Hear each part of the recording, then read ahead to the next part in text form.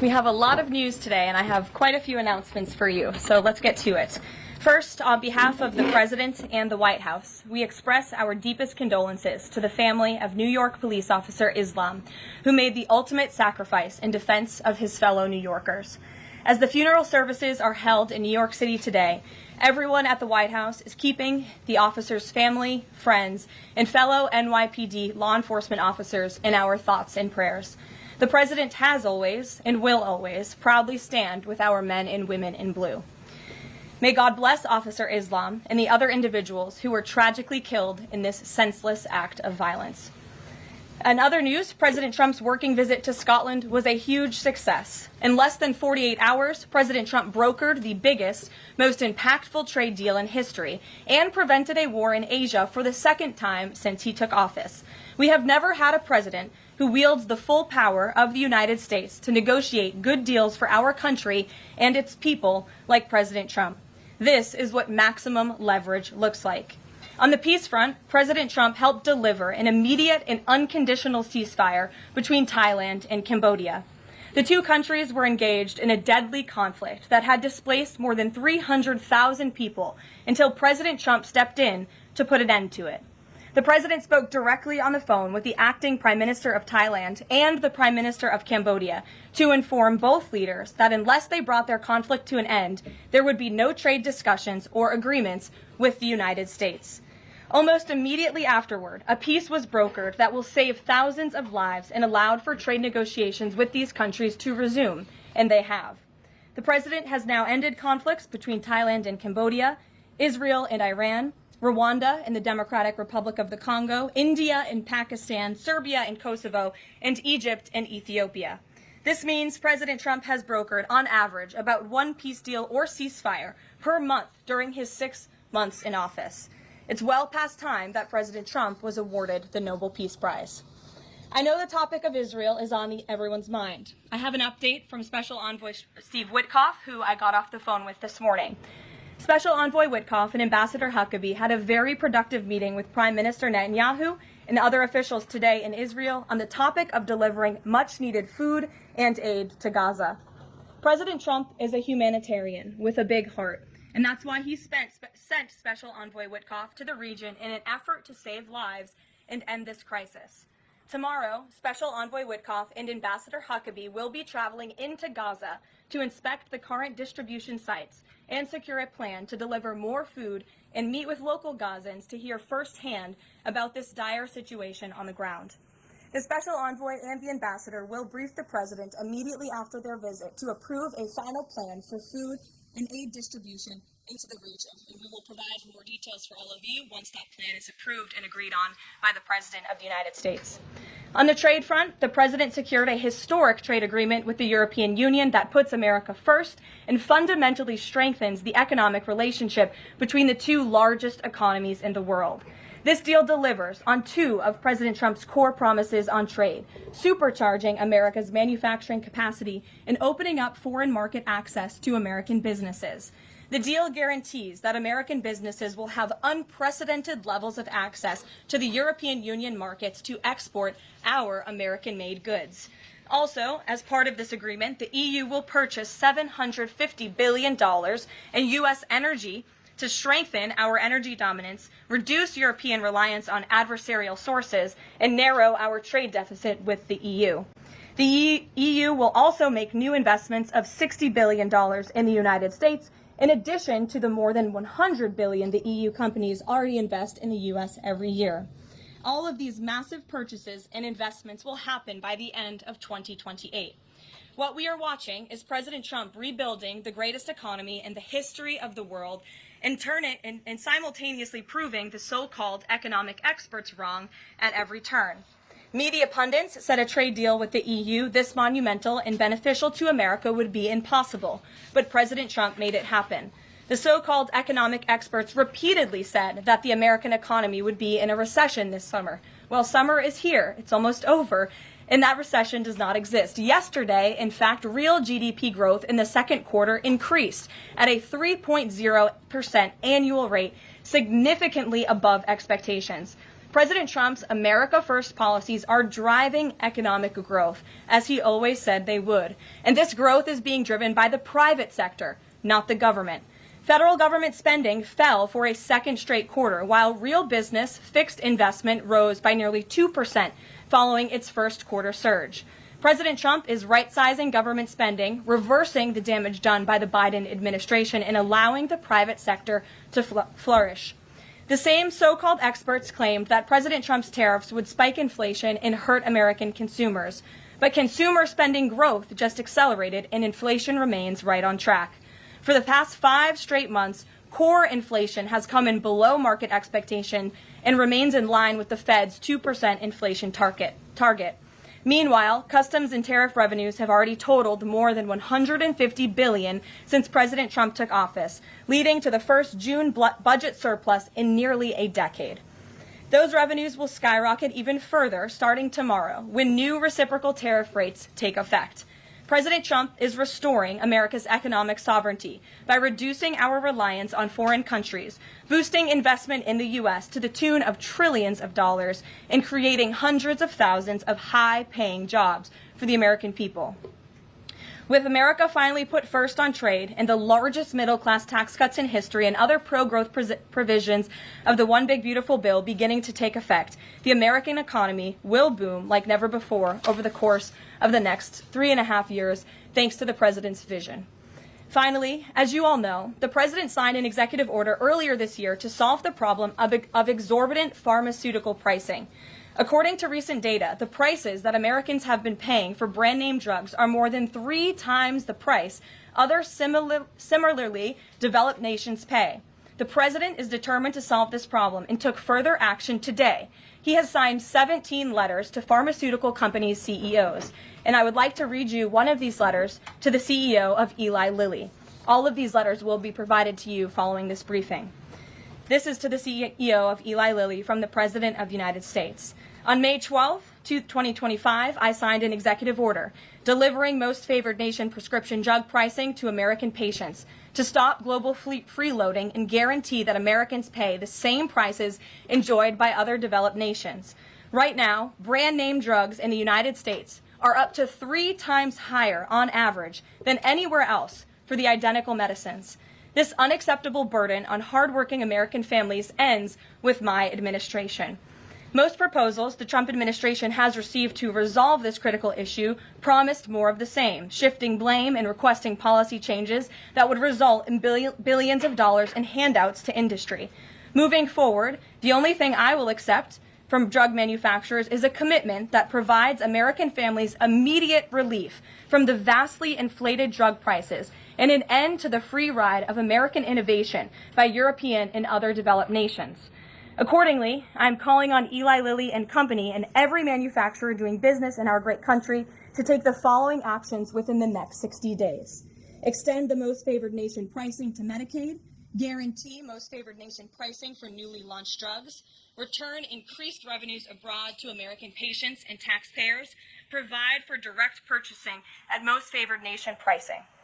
The President's team, including Secretary Kennedy and Administrator Oz, stand ready to implement these terms. The President expects to further engage with them immediately in good faith to deliver relief for American families. Make no mistake, a collaborative effort towards achieving global pricing parity would be the most effective path for companies, the government, and American patients. But if you refuse to step up, we will deploy every tool in our arsenal to protect American families from continued abusive drug pricing practices. Americans are demanding lower drug prices, and they need them today. Other nations have been freeloading on U.S. innovation for far too long, and it is time they pay their fair share. I look forward to your binding commitments to each of these goals by September 29th, 2025, and my team stands ready to assist with implementation questions. Thank you for your immediate attention to this vital national priority. Signed, President Donald J. Trump.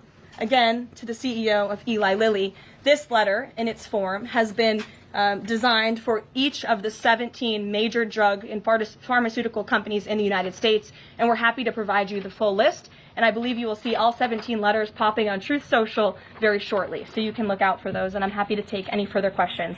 Before we get to questions, I do have one other announcement from the White House and from the President. We are proud to announce that the construction of the new White House ballroom will begin.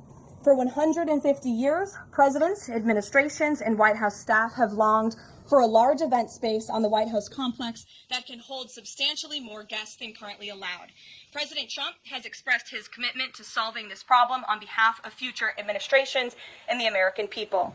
The White House is one of the most beautiful and historic buildings in the world, yet the White House is currently unable to host major functions, honoring world leaders in other countries without having to install a large and unsightly tent approximately 100 yards away from the main building's entrance. The White House State Ballroom will be a much-needed and exquisite addition of approximately 90,000 total square feet of a newly designed and carefully curated space with a seating capacity of 650 people, which is a significant increase from the 200-person seated capacity of the east wing of the White House. In recent weeks, President Trump has held several meetings with members of the White House staff, the National Park Service, the White House Military Office, and the United States Secret Service to discuss design features and planning. President Trump has chosen McCreary Architects as the lead architect, which is well known for their classical architectural design and based right here in our nation's capital. The construction team will be headed by Clark Construction, and the engineering team will be led by AECOM.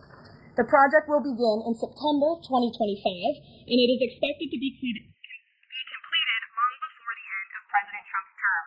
President Trump and other donors have generously committed to donating the funds necessary to build this approximately $200 million structure.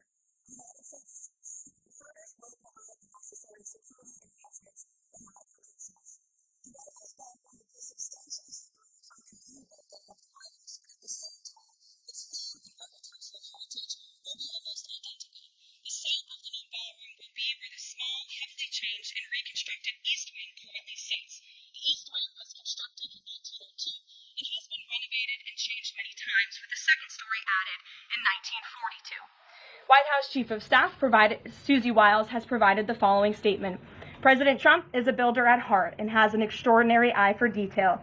The President and the Trump White House are fully committed to working with the appropriate organizations to preserve the special history of the White House while building a beautiful ballroom that can be enjoyed by future administrations and generations of Americans to come.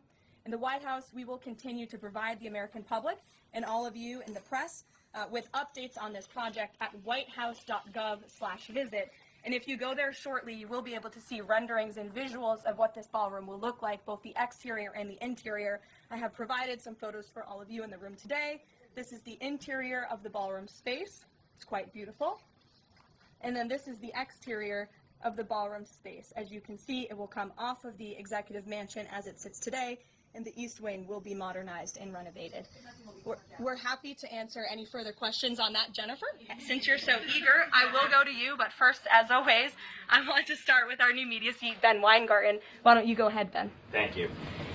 In light of the release, the declassification of the annex to the Durham report today, beyond any potential prosecutions, the outcomes of which will likely be uncertain, what does the President believe justice for Russiagate ought to entail? Might it include restitution for those whose lives were upended as a consequence of Russiagate, and perhaps a major reorganization of the national security apparatus? Well, I think a major organization of the national security apparatus, at least here at the White House within the National Security Council, has indeed taken place, and the President entrusts his current CIA director, John Ratcliffe, and our ODNI director, Tulsi Gabbard, to make the necessary changes to ensure classified intelligence, especially that could implement or hurt the national security of our country, does not make its way into the hands of irresponsible actors who want to politicize that intelligence for their own end. Since you brought up the declassification report that was put out by Senator Grassley today, I'm glad you brought it up, because this should be a story every outlet in this room should be covering. This is further evidence that Hillary Clinton approved the Russia hoax against President Trump. Her campaign financed it. Again, she approved it, and the FBI and the CIA were both weaponized to, as our director of CIA has said, accelerate this hoax against then candidate and former President Trump. to answer the heart of your question, the president wants to see justice serves, and he trusts the Attorney General and the Department of Justice to implement that justice and hold these people accountable. One more question, briefly, Sure. if I may, on a totally different topic. There's been legislation reintroduced in the House and Senate on designating the Muslim Brotherhood as a terrorist organization. The Muslim Brotherhood is considered by many to be the fountainhead of Sunni Islamic supremacism from which Hamas and other groups have spawned, with a nexus to domestic organizations as well. Does the president support designating the Muslim Brotherhood as a terrorist organization? Frankly, I'm not sure because I haven't talked to him, and I would never want to get ahead of the National Security Council on specific designations. It sounds like something this administration would support, but we can get a firm answer for you. How's that? Thank you. Thanks for being here. Jennifer, go ahead. Eager beavers. How much of the East Wing will be torn down? The entire East Wing or just parts of it? So the East Wing is going to be modernized. The necessary construction will take place. And for those who are housed in the East Wing, including the Office of the First Lady, the White House Military Office, the White House Visitors Offices, those offices will be temporarily relocated while the East Wing is being modernized. And then on Israel-Gaza, there are some reports that negotiations with Hamas might not be continuing. Did you get any updates from Steve Witkoff on that? I did. Special Envoy Witkoff is actively talking with our counterparts in Israel about that, and he wants to give some grace to the president so he can fully brief the president on what he's learning on the ground in both Israel and Gaza.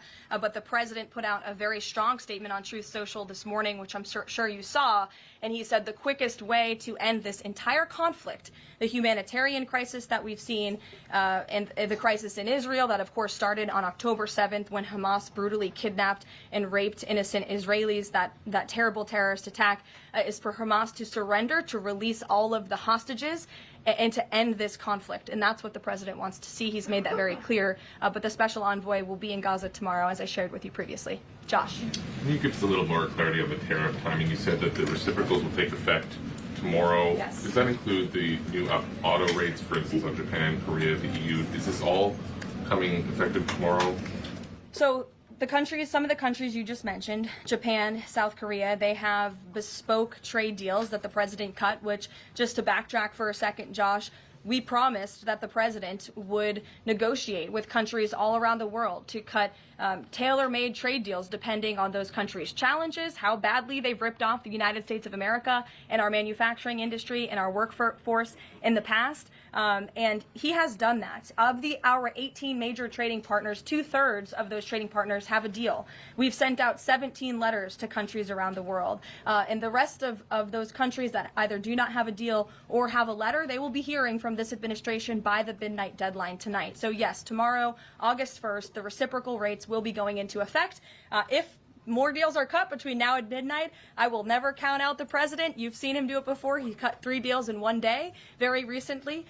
So we'll see what happens. I do know foreign leaders are ringing his phone, realizing this deadline is a real thing for them tomorrow, and they're bringing offers to the table. And we were reporting that the president wants to meet David Solomon of Goldman Sachs today. Can you say what they'll discuss, if anything, at that meeting? I won't discuss the president's private meetings from this podium, and it hasn't taken place yet unless he gives me liberty to do so. And finally, have you talked with the president about his position on the stock trading ban bill for Congress? He obviously had pretty loaded comments about Senator Hawley. There's some reporting that they've since spoken.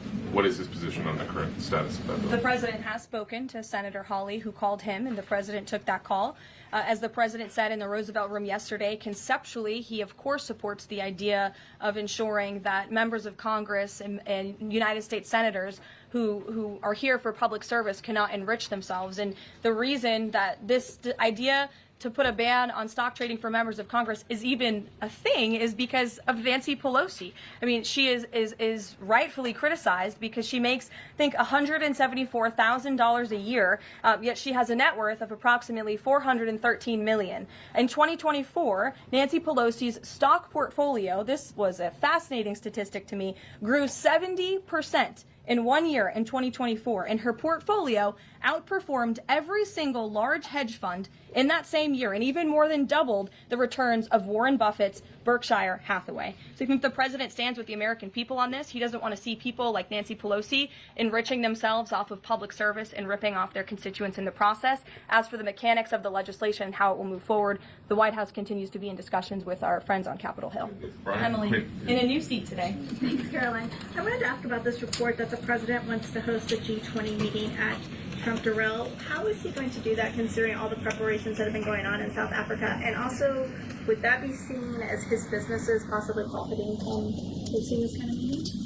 I would reject that premise entirely. We have announcements and details forthcoming on the G20, but my understanding is no firm announcement is ready to be made at this time. I did see the report, but we're not in a place to confirm it just yet. Michelle?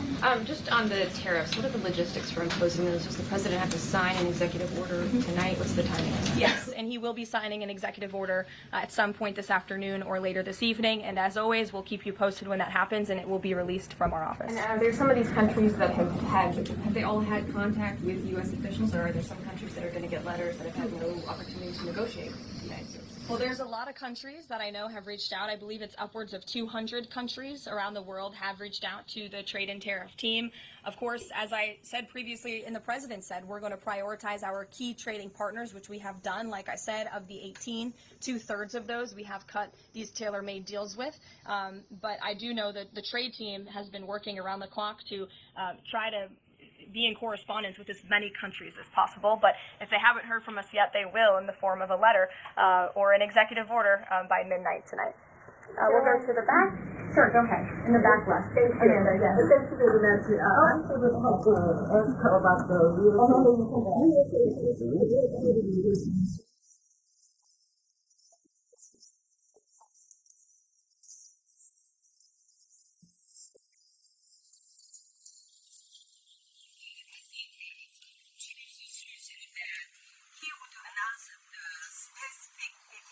Of the investment in the United States at the South Korea United States Summit in 2 weeks.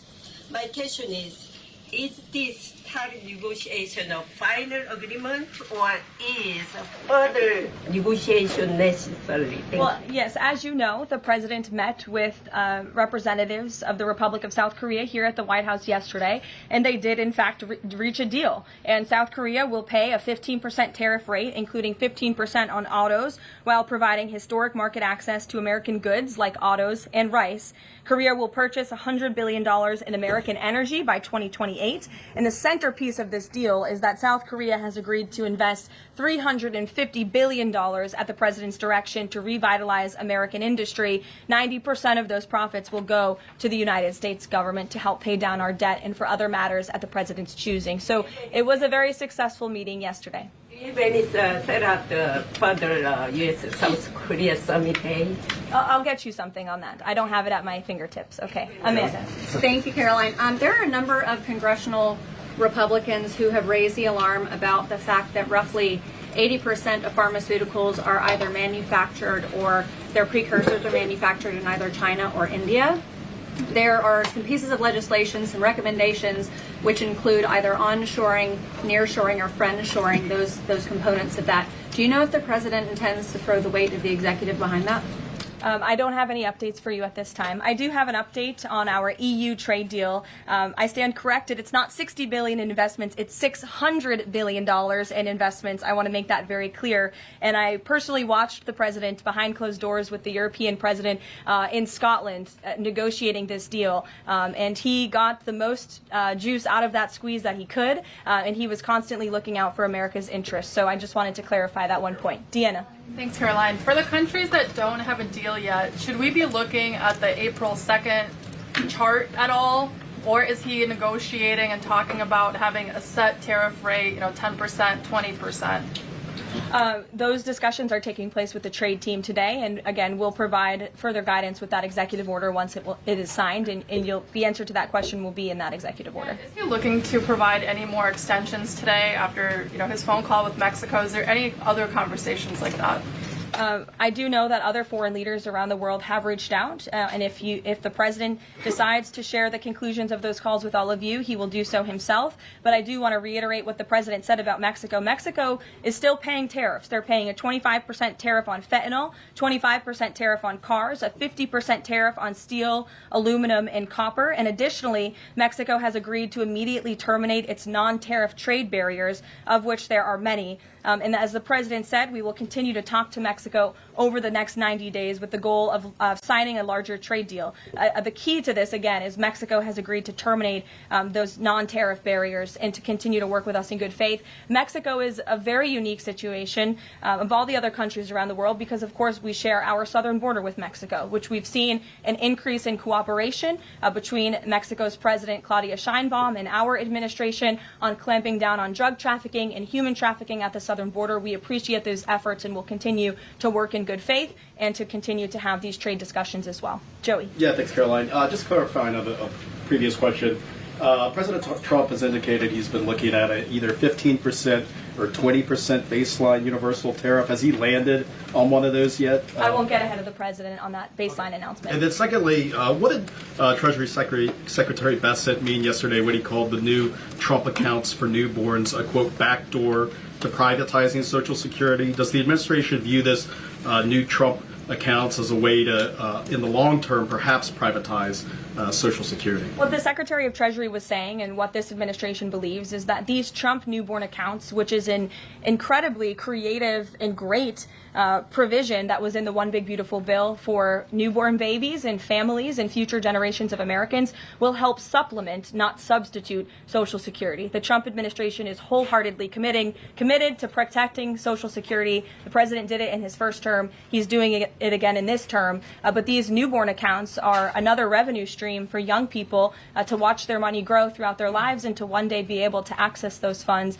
so they can hopefully build a home and live the American dream. Jake. Just one follow-up on tariffs and then one not.